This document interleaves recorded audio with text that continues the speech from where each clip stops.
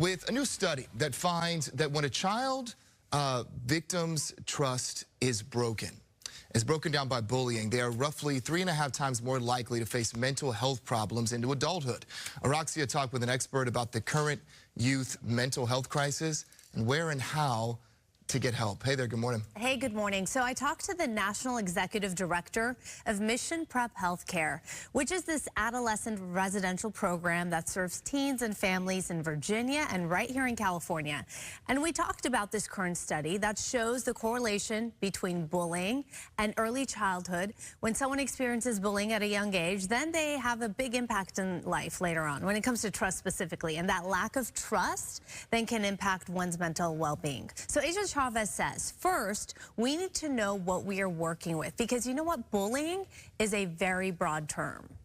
What I would suggest first is breaking down what does it mean when someone says that they're being bullied or they're experiencing this. So for instance, I have a 7-year-old and he came and said that he was being bullied, and breaking it down, it was that he essentially kind of wasn't getting his way and his peers were holding boundaries. And so we were able to explain to him that's not being bullied. So step one, as a parent, you got to get curious, you have to explore, you have to get specific. For younger children, she says, you kind of have to tease it out of them. You know, as a parent, it can be really difficult to get any information out of them. You must be patient and you have to ask a lot of questions and also use language that they understand. Now, with teens, it can be tough as well because teens usually don't want to share much with parents. When adolescents come to us, many of them have encountered bullying, and we're seeing these later in life impacts that it has. And some of the patterns that we really have been able to observe and recognize are not just this distrust in others, right? But this distrust in self, this belief that I am bad, I am wrong, I am flawed. There is something truly wrong with me that has these other people not wanting to be either around me or treating them negatively. So often they haven't had the opportunity to verbalize it, maybe to cope with their feelings. This can lead to engaging in substance abuse, maybe isolation, maybe not attending school, and sometimes it can even turn into self-harming or even something more extreme like having suicidal thoughts. So this idea of I don't want to be here anymore because I don't belong, that's a tough thing to swallow. And it is tough to be a kid. Of course, it is even more complicated now because we have social media mixed in. I talk about this all the time, how social media allows for this anonymity of aggression and anger and this like freedom to really like step into conversation without compassion. And the way that we treat others on this platform, it's with complete disregard to maybe how it's impacting the person that it's targeting.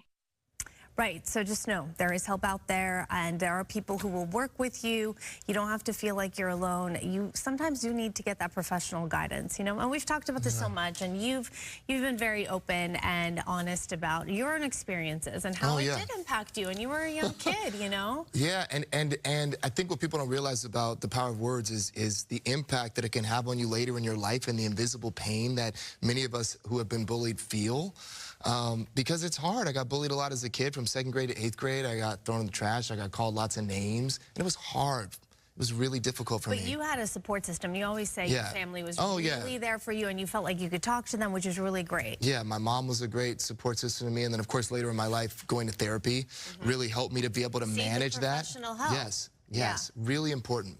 Yeah. So you feel like you had a handle of it. Yeah, because look, sometimes in life, even as an adult, things come up, right? And you get triggered because it's a wound that you had from your childhood or otherwise for many of us. And so it's important to have the resource to work yourself through it so that you don't respond or behave from that place of trauma and pain. Right. It's hard though, and there's many steps mentally that you have to take, but it can be done. You know? But see, I'm so glad you say that, because obviously the way you're speaking is someone who has gotten professional help. And that is, these words are coming out of someone who knows exactly what they need to do and how to do it. And so many people just kind of push it aside or ignore it and don't deal with it. And then, you know, you don't know how to deal with things later when you are triggered. Right, So. and then you're bleeding all over other people who it's not, they didn't do it. Right. But I think, and it doesn't matter, because I think sometimes it doesn't matter how old you are, there's still some days where I still feel like the stinky kid in school, right? Where something might happen and you got to work through your own stuff. It's life, right? We People have are our, complicated, yes, and we have our we points. have emotions and feelings. And then you move through it. Yeah. And then you're like, it's okay, that's not the reality anymore. Adults. That's the thing. We're saying this as adults. So as a kid, oh my gosh, it's so hard to be a kid. I feel really bad for them now. Do you worry about your kids at school? I do, because I see how at a young age kids can be really mean. Like really mean. And now the expert we spoke with, she's right. Like with social media, back then when we were kids, you left whatever you left at school and you went home and you were in your own little world. Now with social media, everything follows you and there is no escaping. So it's just a very different world. Mm-hmm. Yeah.